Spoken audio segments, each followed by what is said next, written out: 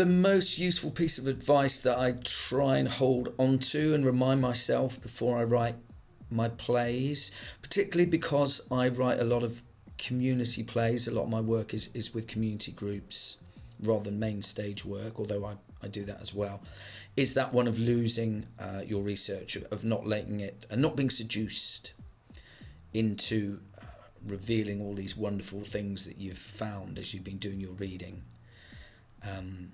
And to let that go, and to remember that you must communicate the historical and the social world of your play through the characters, the way they understand the world, the way they relate to each other, as well as the way they speak, of course.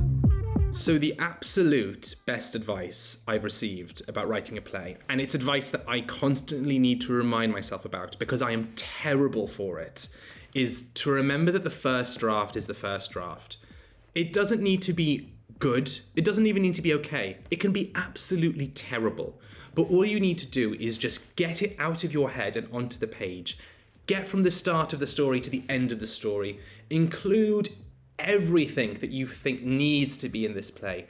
And only once it's all there do you go back and edit and chop and change. It doesn't have to be good all the time, and that you should still keep going. I used to have an idea about writing when I first started out that it was kind of, poetic and spiritual, and you had to really be feeling inspiration strike you. And I think occasionally those days do come and they feel amazing, but more often than not, it's the job of sitting down at your laptop and slogging it out and thinking, what I'm writing right now might not be good. In fact, often it's not good, but it has to exist before it can be good.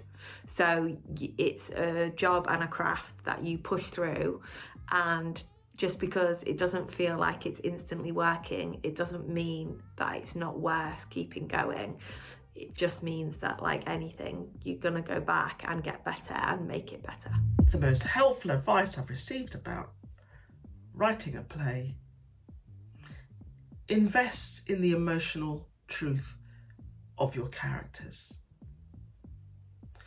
This really allows the audience to take their journey, walk in their shoes, and see life from their perspective. So I think the most helpful piece of advice I ever received was when I was on a group at the Royal Court, and the director Jeremy Herrin came to speak to us. Brilliant director Jeremy Herrin.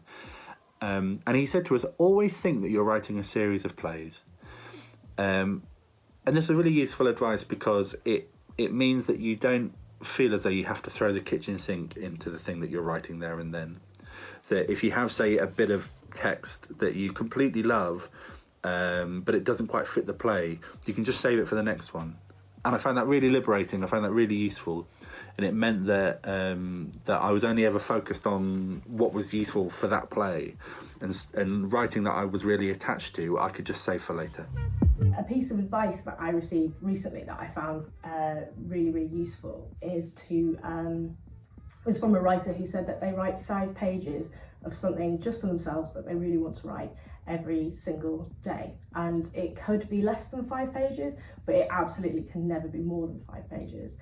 I found that really useful because I think as a writer, you're often working on lots of different things. You've got maybe other jobs as well. So sometimes you can push to the back burner the things that actually you really want to write, and that nugget of an idea that you've just had at the back of your head for ages. So what I love about this 5 pages thing is I do it in the morning, and it sort of feels like I'm doing a little thing for me before I then sort of start work for the rest of the day.